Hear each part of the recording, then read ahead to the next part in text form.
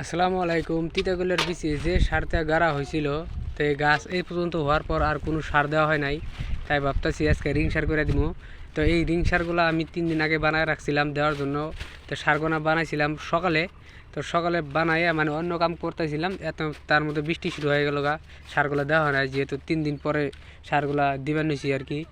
তো সারগুলো বানানোর পরে এমন বৃষ্টি হয় যে ক্ষেত দিয়ে পানি বাজায় ফেলায়, পরে সারগুলো আর দেওয়া হয় না। কে 3 দিন পরে আমি আজকে সারগুলো দিতেছি। সারগুলা বানাইছি ইউরিয়া, পটাশ, ডিএপি আর সুপার দিয়া গোবরের সাথে ভালো করে মিশিয়ে বানাইছি আর কি।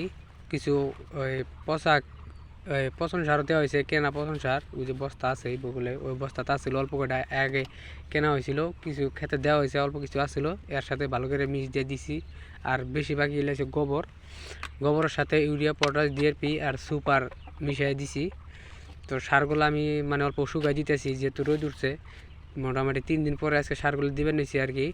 তো 3 দিন পরে সারগুলো দিতেছি, তার মানে মাটি তো প্রচুর পরিমাণে ভিজছিল।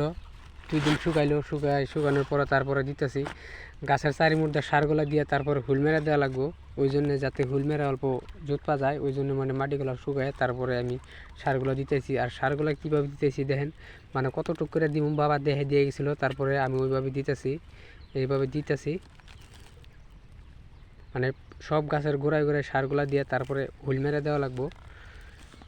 আর এমনি আজকে রোদ উঠছে, পুরা যেরকম রোদ উঠছে মনে হয় রাইতে বৃষ্টি নামবো আর কি। এরকম একটা মানে যেদিনকে মানে 2-3 দিন বৃষ্টি থাকার পরে যেদিনকে রোদ উঠে, একদিন রোদ ওঠার পরে 1-2 দিন ভালো যায়, তারপরে আবার মানে বৃষ্টি নামে। এইভাবে মানে বৃষ্টি নামে আছে, থেকে থেকে তুফানও আসে, সেই বাতাস তুফান আসে। তুফান আসলে কী হয়, গাছগুলা মানে পুরা বাতাসে বেরিয়ে বেরি করে, মানে গাছগুলা মানে ছাড়াই ফেলায় আর কি। তো বর্তমান এখন তো তিতাকুলা ধরা শুরু হয়ে গেছে গা, বর্তমান বাতাস তো বানালি গেলা মানে প্রচুর ক্ষতি হয় আর কি। তো আমি এইভাবে সারগুলা দিতেছি, দেওয়ার পরে হুইল মেরে দিমু। সারগুলা মানে একবারে ভেজা আর কি, এইভাবে দিতেছি, অল্প শুকাবার দিমু, দিয়ে তারপরে গাছের চারির মোড় দিয়ে মানে হুইল মেরে দিমু, যাতে সারগুলা মাটির মধ্যে মিশা যায়। বৃষ্টি এলি তার মানে যে সার আছে, যে সার দিছি মানে ধুইয়া যাবো গা আর কি, পানির সাথে ধুইয়া যাবো গা। তারপরে সারগুলা দিয়ে আমি এই যে এইভাবে হুইল মেরে দিতেছি, মানে ঘুরে ঘুরে হুইল মেরে দিতেছি, যাতে সারগুলা ধুইয়া না যায়, মাটির লগে ভালো করে মিশা যাবো গা আর কি।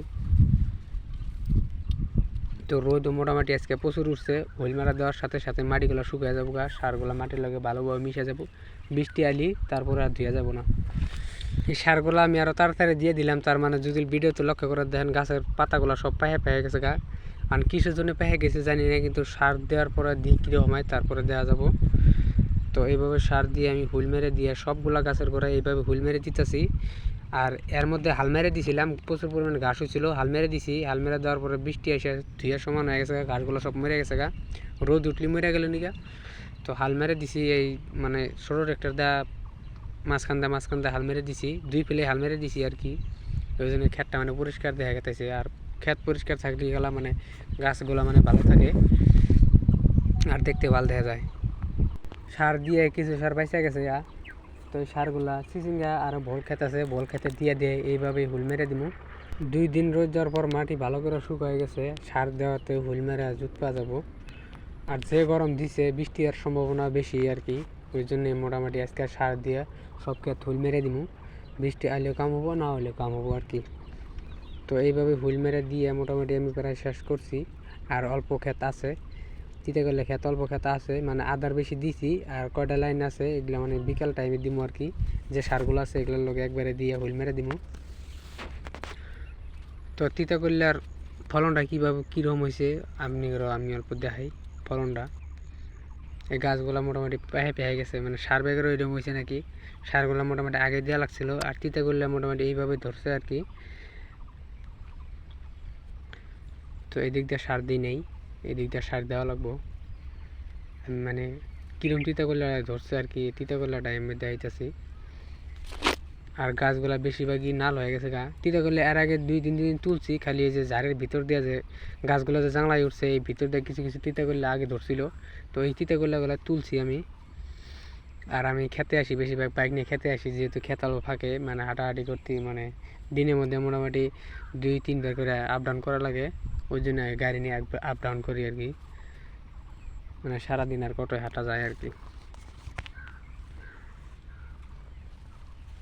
তো ভিডিওটা কীরকম লাগলো, ভিডিওটা ভালো লাগলে লাইক কমেন্ট শেয়ার করে পেজটা ফলো করে দিয়ে রাখবেন। ধন্যবাদ, সবাই ভালো থাকবেন, দোয়া করবেন।